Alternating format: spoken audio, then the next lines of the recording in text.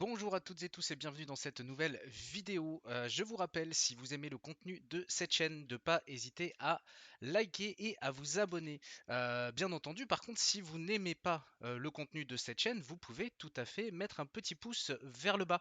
En fait, ça a deux intérêts. La première, en fait, c'est que moi, ça me permet derrière de voir quel contenu vous intéresse plus que l'autre. D'accord? Parce que c'est pas forcément parce que vous aimez pas cette vidéo là que vous aimez pas la chaîne. Mais si vous aimez pas ce contenu, bah mettez-le moi. Et en plus, ça a une deuxième utilité, c'est qu'en plus, les robots YouTube sont très bien faits, c'est-à-dire qu'en fait, bah, ça profite à mon référencement. Donc, si jamais vous voulez disliker ou liker, eh ben, en fait, ça a exactement le même impact. C'est-à-dire que pour YouTube, en fait, on crée une interaction, on échange, on crée de l'intérêt en bien ou en mal, mais ça profite à mon référencement. Et puis ça me permet aussi de savoir bah, si par exemple il n'y a pas trop de likes, bah, peut-être que c'est aussi parce que les personnes n'ont pas forcément pris le temps de créer un compte YouTube, et ce qui fait que bah, ça les empêche de liker la vidéo. Bref, tout ça pour dire qu'on est dans un pays libre et que la liberté d'expression n'a pas de prix. On attaque pour cette vidéo du jour. Shiba bientôt au cinéma. Avant de vous présenter cette nouvelle, je vais juste faire une petite présentation rapide du Doge et du Shiba pour ceux qui auraient été enfermés dans une grotte depuis 2013 et qui n'en auraient jamais entendu parler. Alors, je fais un descriptif très bref parce c'est très facile de trouver de l'information sur ces deux cryptos sur Internet. Moi, je vais vous la présenter sous un axe en fait, qui est pas forcément, enfin, c'est pas toujours comme ça qu'on le présente, mais moi, c'est ce qui retient mon attention dans ces deux projets, Doge et Shiba. C'est quoi? Eh bien, en fait, c'est deux mêmes coins. Un même coin, en fait, pour résumer, pour faire très simplement, c'est en fait une crypto qui n'a pas forcément de fondamentaux précis, qui sont là plus comme une blague. Et après, ça s'est généralisé à plein de. C'est un terme qui s'est généralisé à plusieurs cryptos qui justement n'avaient pas trop de projets derrière.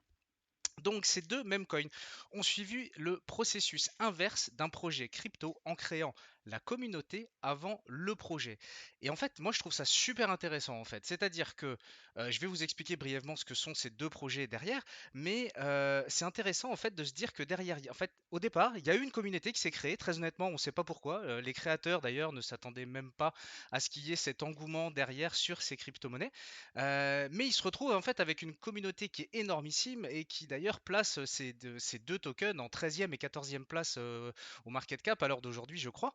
Donc voilà, donc il se retrouve avec une communauté. Donc bah forcément, maintenant qu'il y a une communauté, ils se disent ah mais attends, ok, à la base il n'y avait pas grand-chose, il n'y avait pas trop de raisons, mais maintenant on a du monde qui sont là, qui nous soutiennent et ainsi de suite. Et bah maintenant on va développer des projets dessus. Donc vous voyez, c'est en ça qu'est le processus inverse. Normalement, un projet quand il naît, en fait, on a une idée, on a envie de développer quelque chose, de proposer quelque chose qui fonctionne principalement donc, enfin, sur la blockchain.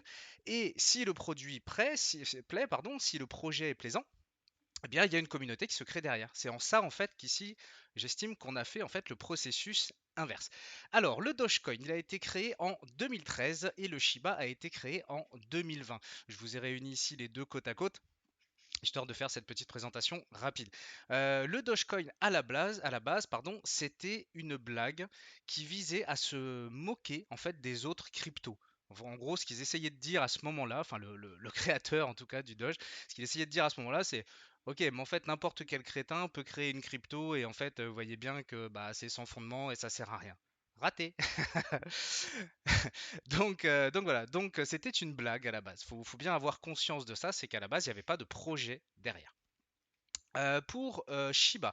Le Shiba, lui, il est arrivé donc en 2020. Il a été présenté un petit peu comme le tueur de Doge. C'est le killer the Doge.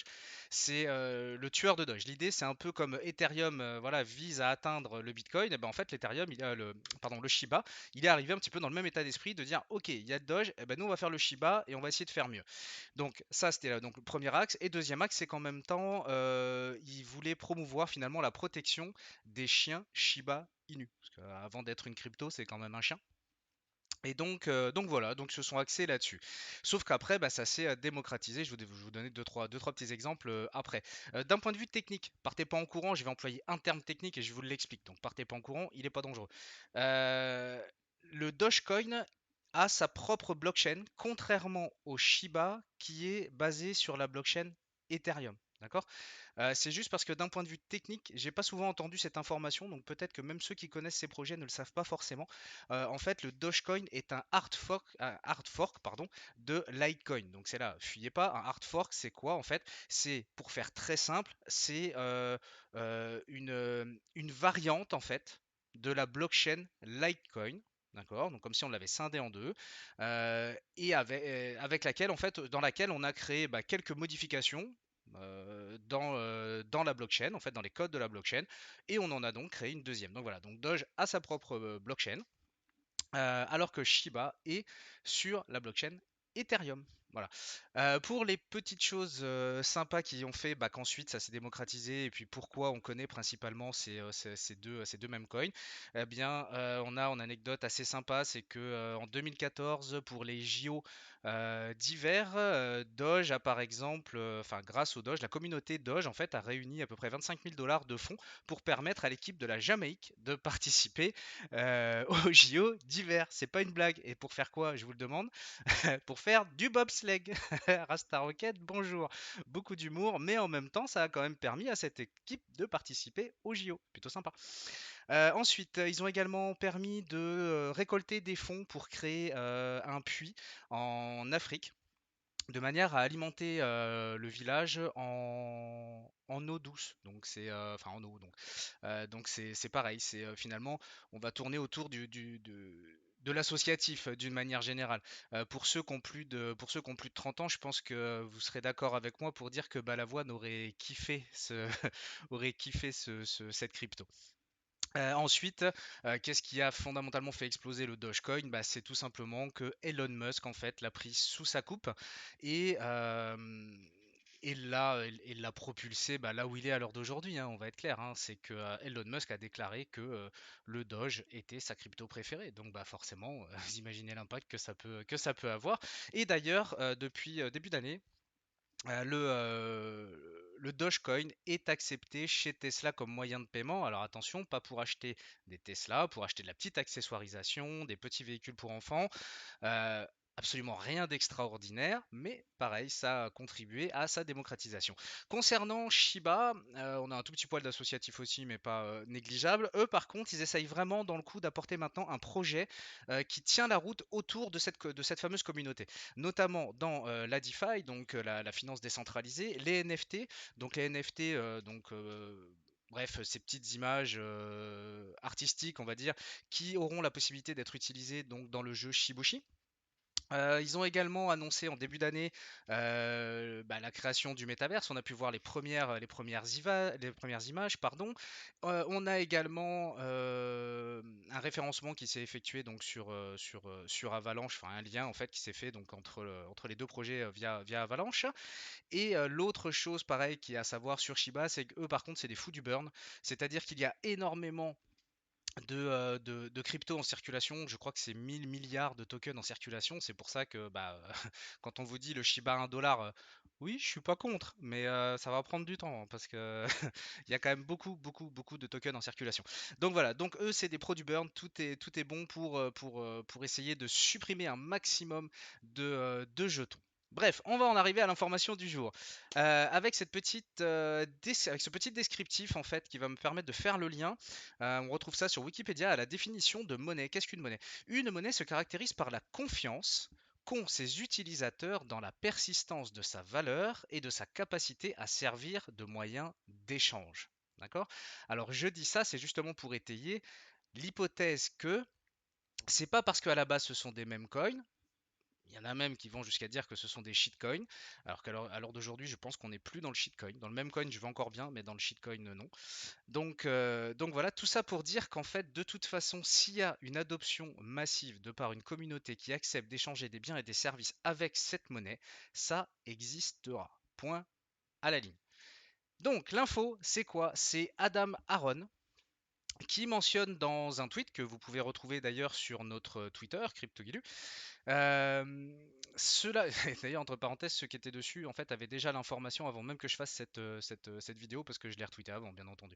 Euh, où il mentionne ici le fait que le 19 mars, euh, ils vont intégrer en fait donc le BitPay en fait sur leur site web, donc c'est un moyen de paiement en crypto-monnaie, et donc grâce auquel à partir du 19 mars, on pourra acheter des places de cinéma sur leur site web à partir du 19 mars donc et à partir du 16 avril depuis l'application mobile. Donc bah, c'est super sympa parce que finalement ça vient rejoindre un petit peu justement ce que je vous disais, c'est-à-dire que l'acceptation d'une manière générale, ok, c'est très bien, mais il faut aussi qu'il y ait bah, la possibilité d'utiliser ces fonds, de pouvoir acheter des biens et des services avec, et donc ça commence par ça. Et donc bah là, c'est un autre petit pas vers ça. Euh, je vous ai mis en fait, donc ce sont les cinémas AMC. Alors, pour ceux qui sont comme moi et qui ne connaissent pas, c'est-à-dire qu'avant de voir ça, je vais être très honnête, je ne connaissais pas les cinémas AMC. On n'en a pas chez nous, on n'en a pas en France. Je sais pas pourquoi ça bug, ok. Euh, alors, hop, on peut pas dire qu'il y en ait des milliers sur la planète, d'accord? Donc c'est pareil, c'est toujours la même chose, il faut toujours temporiser une information, mais chaque petit pas est important, je trouve.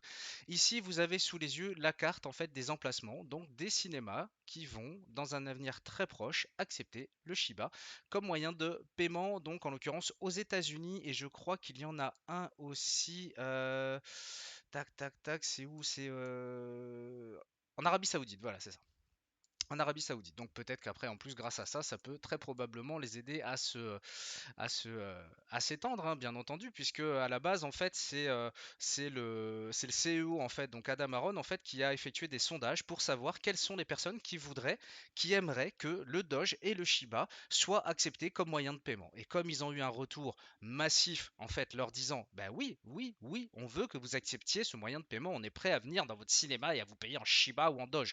Donc mettez-le. Voilà, bref, il a écouté la communauté et ils l'ont mis en place. Ce qui d'ailleurs entre nous était absolument pas un problème parce que si jamais AMC en fait n'était même pas forcément pro Doge ou Shiba, bah, au moment du paiement, il suffit qu'il y ait un transfert instantané, soit en monnaie fiat, soit en USDT, en stablecoin, et de toute façon, comment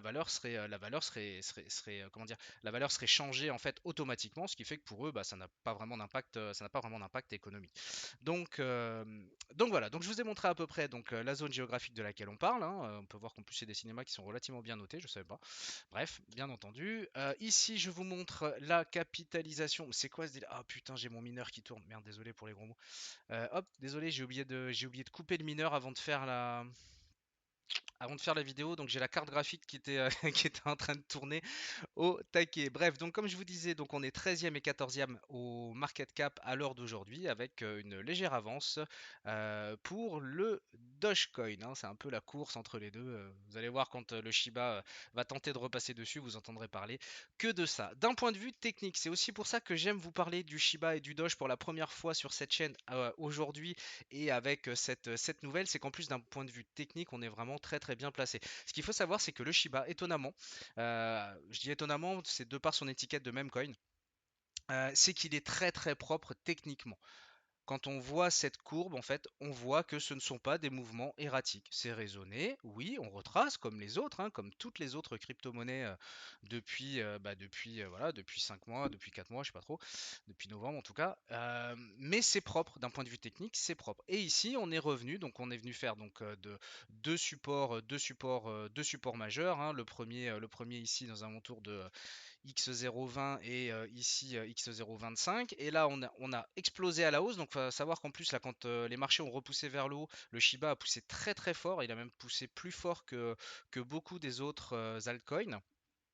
Et puis ici, bah, on a fait, voilà, depuis, bah, comme voilà, malheureusement avec les événements, les derniers événements, donc il fait également son retracement, mais d'un point de vue technique, ici, c'est toujours très propre. Donc si on voulait, alors je précise que bien entendu, tout ça, ce ne sont pas des conseils en investissement, je ne serai pas là pour vous dire ouais c'est bien, c'est grâce à moi, on est rendu à zéro et des bananes, c'est grâce à moi si ça a pumpé, ou ce sera à cause de moi si jamais il chute, il s'effondre, il tombe à zéro. Non, vous prenez vos responsabilités. C'est-à-dire que là je veux pas faire juste un disclaimer automatique juste pour me me décharger, mettre le gilet pare-balles et dire au moins ah bah c'est pas ma faute, je vous avais prévenu. Non, c'est sincère, c'est sincère. C'est vous qui faites l'acte d'investir. C'est vous qui devez, en votre âme et conscience, avoir fait les recherches complémentaires à tout ce que j'essaie de vous apporter pour dire si oui ou non j'ai envie de faire rentrer cette crypto dans mon portefeuille ou pas. D'accord? Donc ce ne sont pas des conseils en investissement.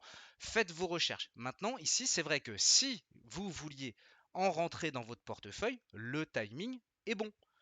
Le timing est bon, surtout si vous intervenez en DCA, d'accord, en dollar cost average. C'est-à-dire que vous allez lisser dans le temps l'investissement total que vous avez l'intention d'investir sur le Shiba ou le Doge ou toute autre crypto-monnaie. Si vous avez cette approche-là, c'est un très bon moment.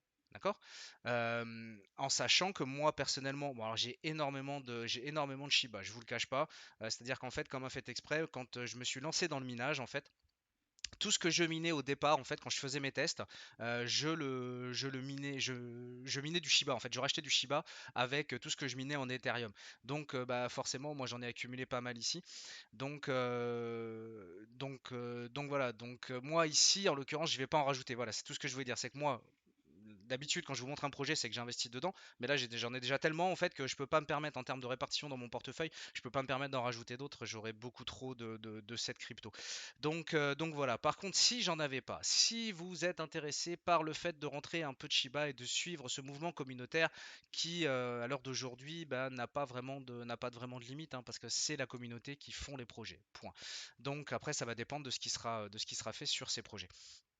Eh bien, ici, on est sur un moment intéressant. Je vais hop, rapidement vous montrer le Doge. Donc, on voit ici, vous voyez, quand je vous disais par exemple qu'on avait été beaucoup plus réactif sur le Shiba que sur le Doge, ici, on voit que la poussée n'a pas été du tout la même quand on a eu cette petite reprise de marché. Et on voit bien qu'ici, la baisse sur le Doge nous a emmené plus bas que le précédent, d'accord? Alors que ici, on a créé un plus bas, certes, mais qui est plus haut que le précédent. Alors pour vous, ça vous parle peut-être pas si vous n'êtes pas habitué à l'analyse technique, mais il faut savoir que ça, ce sont des critères fondamentaux. Est-ce qu'on a des plus hauts de plus en plus hauts, des plus bas de plus en plus hauts, qui donc matérialisent une tendance haussière. Donc c'est la différence qu'on va avoir ici sur le Shiba. Je pense que c'est principalement dû au fait que Shiba essaie de ne pas s'asseoir sur ses acquis et uniquement sur sa communauté, dans le sens où, comme je le disais tout à l'heure, elle essaye quand même d'enclencher pas mal de choses dans la DeFi, dans le Metaverse, dans les NFT. Elle essaye vraiment maintenant d'apporter. Est-ce qu'elle y arrivera complètement? Ça, on ne sait pas. Par contre, ce qu'il y a de sûr, c'est que ils essayent vraiment. Donc voilà. Donc d'un point de vue technique, on est un peu moins bien, clairement. Pas de souci là-dessus. Par contre, si vous aviez donc dans l'idée de dire bah moi ce projet il me plaît, il me fait rire, bref on s'en fout, c'est vos raisons, euh, ou alors je crois tout simplement en son exponentialité derrière avec ce qui pourrait être développé. Est-ce que le moment est bon pour rentrer une première ligne? Bah oui, moi en DCA, pareil, si j'étais pas dedans, je rentrerais une ligne maintenant, j'en rentrerai une deuxième dans les alentours de 0,8, une troisième dans les alentours de 0,04, d'accord? Donc quand je dis ça, ça veut dire qu'en fait je prends un capital total, admettons j'ai 1000 euros à investir, je dis tiens je veux mettre 1000 euros ou 100 euros, on s'en fout, hein, ça marche avec tous les montants. J'ai 1000 euros, tiens je me dis voilà, je vais mettre 1000 euros là-dessus, et ben là je rentre 333,33 euros maintenant, je rentrerai 333,33 euros à 0,8 et à 0,04 si jamais il y va. Et si entre temps il part, eh ben, j'aurai pas rentré tout mon capital, mais c'est pas grave, je serai en positif et je serai en train de faire des plus-values.